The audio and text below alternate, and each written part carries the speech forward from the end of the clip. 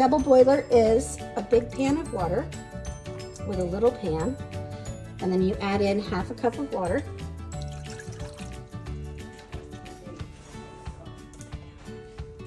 And then the chocolate. And we're gonna carefully add that in like this. And I normally use a flexible one so that it doesn't dump into the other parts. Oh.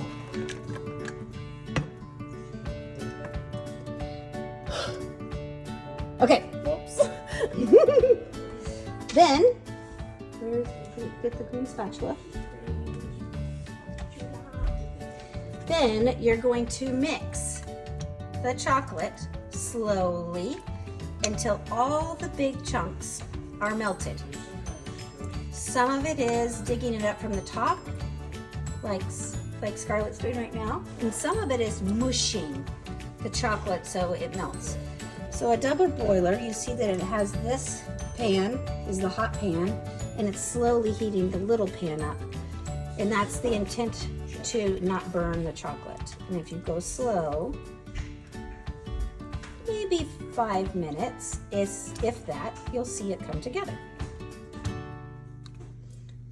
We'll have a picture of what the come together look like. Just be patient and go slow, and you'll be fine.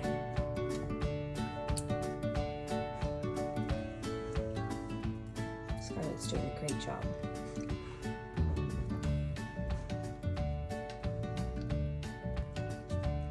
See how she's mushing down the chocolate rather than necessarily picking it up? Mush, and that's helping. But you can still see that there's big chunks of chocolate, so you know it's not ready yet. No problem, that's okay.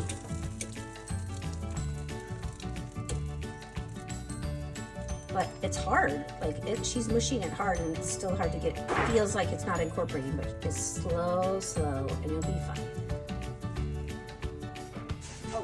Okay, as you see, it's now coming together where you can barely see any lumps. You can see the water is hot because the steam's coming up. And we're scraping the edges to make sure we get all of it. But you can see how when she mushes it, it still has a little bit. And we're gonna be very consistent. Oh, there we go. Look at that.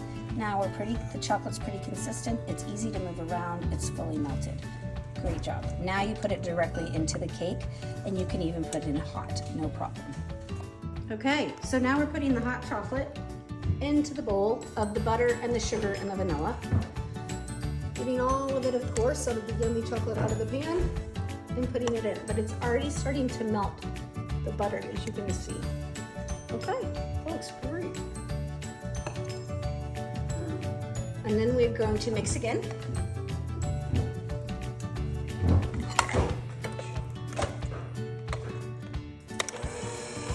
This is called a stir-in cake for this reason, because you're stirring the chocolate in, and as you can see, the butter's melting while we're stirring it in, which is great. We're going to scrape off the sides, and we're going to scrape the bottom, because sometimes the bottom gets stuck. See how we do that? Okay, why don't you turn the bowl a little for me?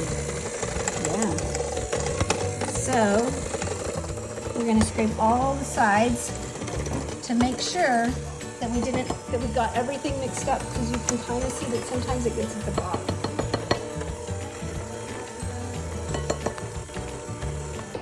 So I pre-mixed this flour and baking powder and baking soda and salt, and sifted it already. We're only going to do half the bag. Oh, half the bag, sorry. Just little bits at a time. We're going to mix it in. And we're going to beat in. When we get to where most of it looks like chocolate again, we're going to put the rest of the bag in. See if I can both film and put the rest of the bag in. Okay. Can you come off the edge? There we go. So, at home, you would be using cups, and you would sift it all together, and then you would put it in. You can sift it onto a plate or a flexible mat or another bowl and just pour it in. And then you're going to mix, not over mix, until it all looks like chocolate. And you want to continue to Can you turn that off for a second, Scarlett? So incorporate the sides. You use this scraper. Incorporate the sides all the way to the bottom. Mix all the sides in using that scrapey method, right? Getting all that flour off the edge. And then also pull the bottom, because this bowl has weird edges. Pull all the way from the bottom, all the way around the edge to make sure you've got all the batter incorporated.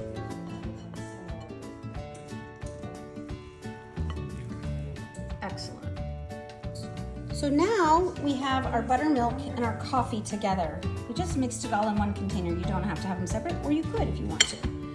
And what we're gonna do is we're going to mix this into the cake. I'm gonna pour, Scarlett, and you're gonna do the mixer. We are not going to overmix this, but it's gonna take a minute to do that. So go ahead and put it in and start doing the mixer.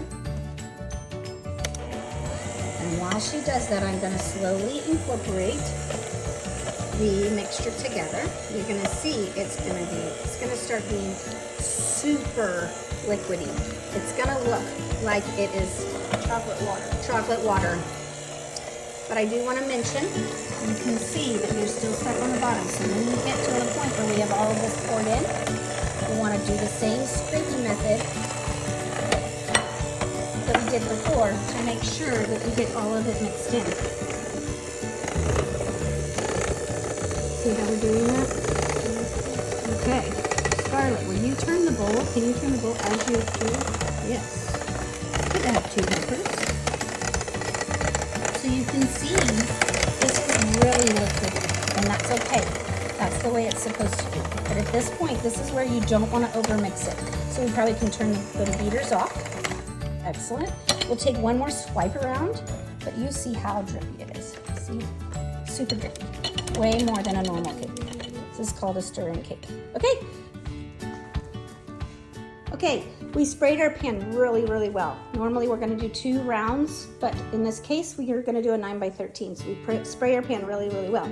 Some bakers will tell you to put parchment paper on the bottom. I'm not one of those, but other people in our family might be. You get to choose. Then we have our liquid, chocolate liquid. Scarlett, grab the liquid. And we're gonna pour it into our pans. If we had 2 pans, we would evenly pour it. So you pour and I'll scrape. Or do you want to scrape? Okay. So we're pouring it straight in. See how it's super liquidy?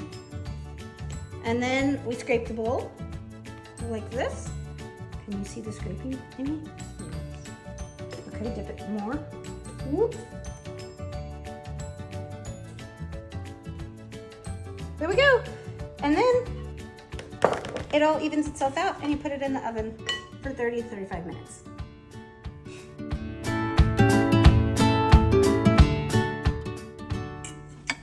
Okay, so when the cake is done, you pull it out, and to check, you're gonna want to use toothpicks. I don't have any toothpicks, so we're using that, and it should come out clean, but this one's not. So I think we should leave it in a little bit longer because we have it, we're in the mountains, and we have it in a big pan. It's gonna take a little bit longer to cook. So we're gonna leave it in another 5 to 10 minutes. It was already at 30.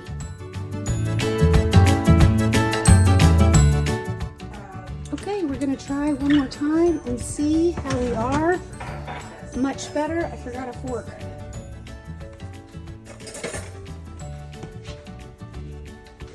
Much better. Not gooey. That's good enough. Pulling it.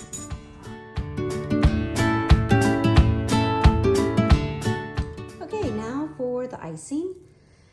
It has instant coffee in it, so I use small packets. This one I cut up by accident, just ripped, of instant coffee rather than a big container of it because they last longer and they're easier to pour. So you do a 1/4 cup of coffee. I'm doing 2 batches of icing, so I have a 1/2 cup. And I'm going to use 1 of these for each so they equal the right amount. So I have 2 batches. And you're gonna stir that and let it create coffee. You could also use coffee that you already made or had extra. I would say as long as it is pretty rich coffee, espresso-y type, where it's not very, it would need to be pretty strong coffee if you were going to use leftover. So you just want to dissolve that in very hot water, and then we will go to the next step. The recipe calls for 2 sticks of butter. I'm making a double recipe, which is why you see 4. I will note that you do not have to have either salted or unsalted butter, works just fine. In my case, I have half and half because that's what I had in my refrigerator. So the first thing you do is you cream together your butter. Mine's very softened, so it's going to be very easy to cream.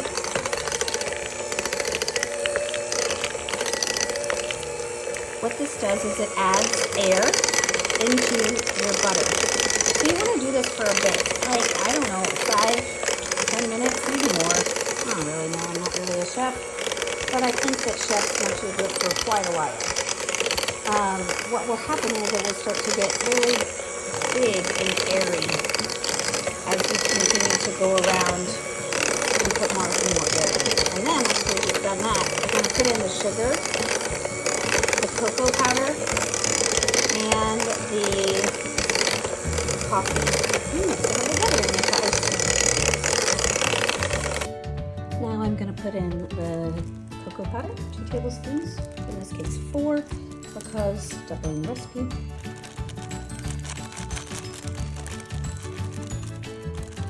Which is already pretty. Now I'm going to take this. It's warm, so it's going to melt that butter a little bit. That's okay.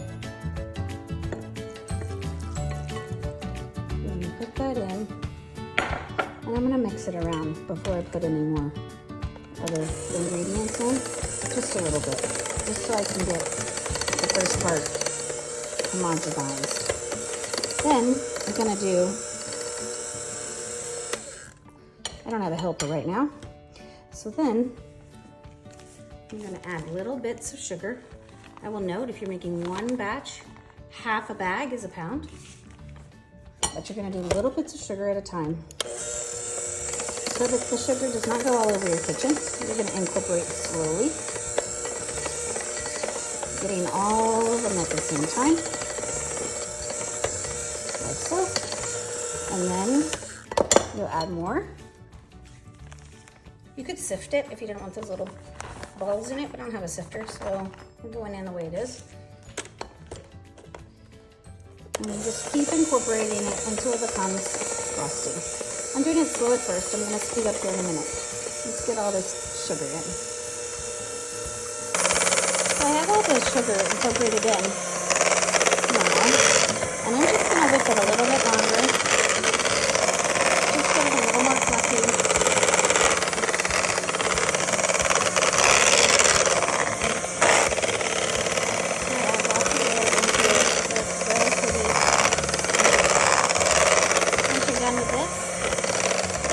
We're going to ice just the top because we made 9x13.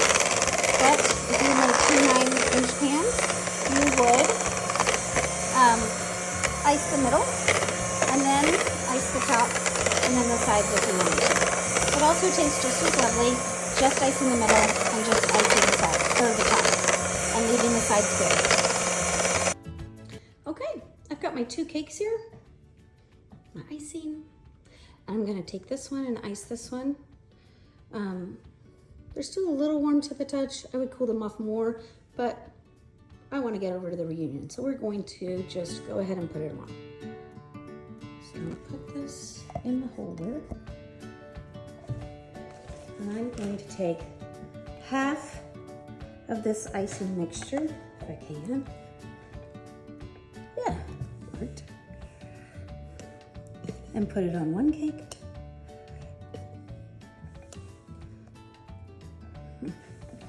And then I'll do some more on the other cake that you're not seeing. Just to make sure I've got it half and half.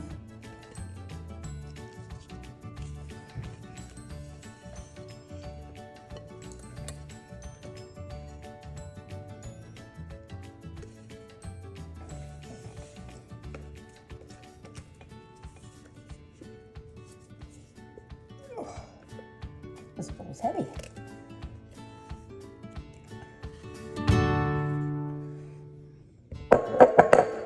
Okay, so we're going to take this and we are going to carefully ice. You can see if by whipping it a little bit longer makes the icing a little bit more stiff, which is definitely what you want to be able to smooth it over nicely.